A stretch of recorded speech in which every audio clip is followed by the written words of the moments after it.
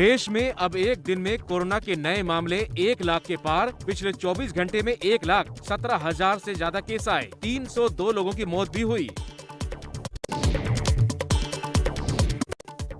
देश में कोरोना के ओमिक्रॉन वेरिएंट से भी मौत हो रही है। ओडिशा के बलागीर में 50 साल की महिला की वायरस ने ली जान। ओमिक्रॉन मरीजों की संख्या भी देश में बढ़कर 3,000 से ज्यादा हुई। महाराष्ट्र और दिल्ली में ओमिक्रॉन के सबसे ज्यादा मामले हैं। बढ़ते कोरोना के खतरे पर दिल्ली के स्वास्थ्य मंत्री सत्येंद्र जैन ने कहा, अभी केस और बढ़ेंगे। वीकेंड कर्फ्यू के दौरान बंद नहीं होंगे निर्माण के काम। जैसे कल 15,000 थे तो आज 17,000 के आसपास केस आने के चांसेस हैं। 17,000 के आसपास केस आने के चांसेस। गुजरात में कोरोना संक्रमित मरीजों की संख्या बढ़ी। पिछले 24 घंटे में 4,200 से ज्यादा मामले सामने आए। कोरोना की वजह से वाइब्रेंट गुजरात कार्यक्रम टाला जा चुका है। मुंबई में 10 जनवरी से स्वास्थ्य कर्मियों और 60 साल से अधिक उम्र के नागरिकों के वैक्सीनेशन के लिए बीएमसी के आदेश। सेकेंड डोज में 9 महीने हो चुके हैं तो ले सकते हैं कोरोना वैक्सीन की तीसरी डोज। गंगा सागर मेले पर रोक नहीं लगी। हाई कोर्ट ने शर्तों के साथ दी इजाजत। कलकत्ता हाई कोर्ट ने 3 सदस्यीय कमेटी भी बनाई। कोरोना के खतरे के बीच 14 जनवरी से शुरू होने वाले माघ मेले को लेकर प्रयागराज में तैयारियां चालू। एबीपी न्यूज की मुहिम, बढ़ते मामलों के बीच ना हो कोई धार्मिक जमावड़ा। पीएम मोदी ने कोलकाता में चित्तरंजन राष्ट्रीय कैंसर संस्थान के दूसरे परिसर का उद्घाटन किया। मोदी ने कहा, नए साल के पहले हफ्ते में ही 1.5 करोड़ बच्चों को वैक्सीन लगना देश की उपलब्धि। अयोध्या में सीएम योगी के कार्यक्रम में जमकर उड़ी कोरोना नियमों की धज्जियां। बिना मास्क और सोशल डिस्टेंसिंग के नजर आए लोग। 5 चुनावी राज्यों को लेकर केंद्रीय चुनाव आयोग की बैठक आज भी हुई। कोरोना काल में चुनाव की तैयारियों पर लगातार हो रहा है मंथन। पीएम की सुरक्षा में हुई चूक मामले पर सुप्रीम कोर्ट में आज सुनवाई हुई। सॉलिसिटर जनरल तुषार मेहता ने कहा, ये चूक आतंकवाद का मामला। वरिष्ठ वकील मनिंदर सिंह ने पंजाब सरकार की बनाई कमेटी पर उठाए सवाल।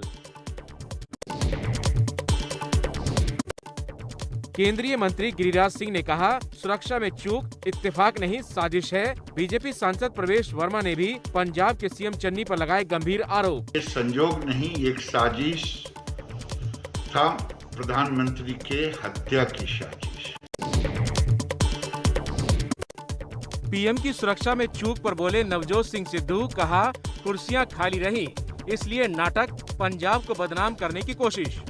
ये बदनाम करके आप दूसरे स्टेट्स में इलेक्शन लड़ना चाहते हैं।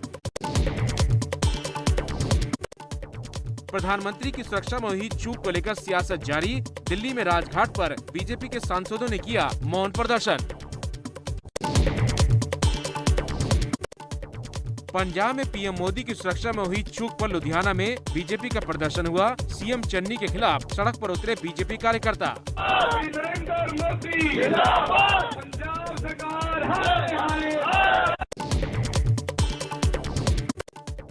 बीजेपी के पूर्व सांसद हरि नारायण राजभर का बयान, कहा, उत्तर प्रदेश बीजेपी के उपाध्यक्ष ए.के. शर्मा को मुख्यमंत्री पद का दावेदार बताया।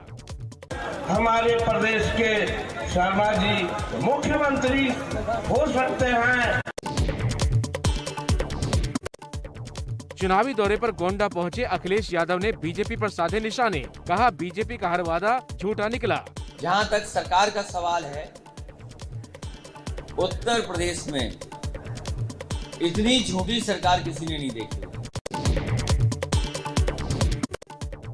लखनऊ में एआईएमआईएम प्रमुख अजदुद्दीन ओवैसी ने कहा, यूपी में मुसलमानों का उत्पीड़न हुआ। सियासी दलों ने मुसलमानों को सिर्फ वोट बैंक की नजर से देखा है। उत्तर प्रदेश के मुसलमानों का एक्सप्लॉयटेशन हुआ है और इसके जिम्मेदार सब पॉलिटिकल पार्टीज। डॉक्टरों की नीट पीजी काउंसलिंग का रास्ता साफ हुआ। सुप्रीम कोर्ट ने सुनाया फैसला। ओबीसी को 27% और ईडब्ल्यूएस को 10% आरक्षण की मंजूरी दी। आज सुप्रीम कोर्ट का जो फैसला आया है उससे हम रेजिडेंट डॉक्टर्स के बीच में बहुत बड़ी राहत की बात है।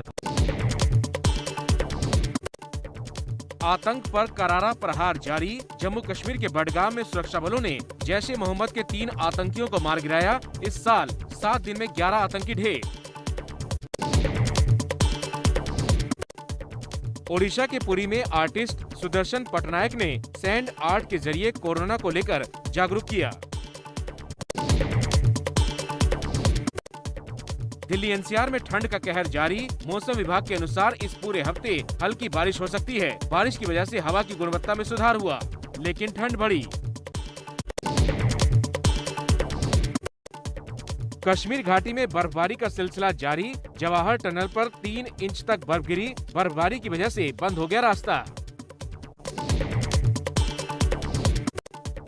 कोरोना के बढ़ते खतरे के बीच शेयर बाजार में भारी उछाल। 403 अंकों की बढ़त के साथ सेंसेक्स 60,031 अंक तक पहुंचा।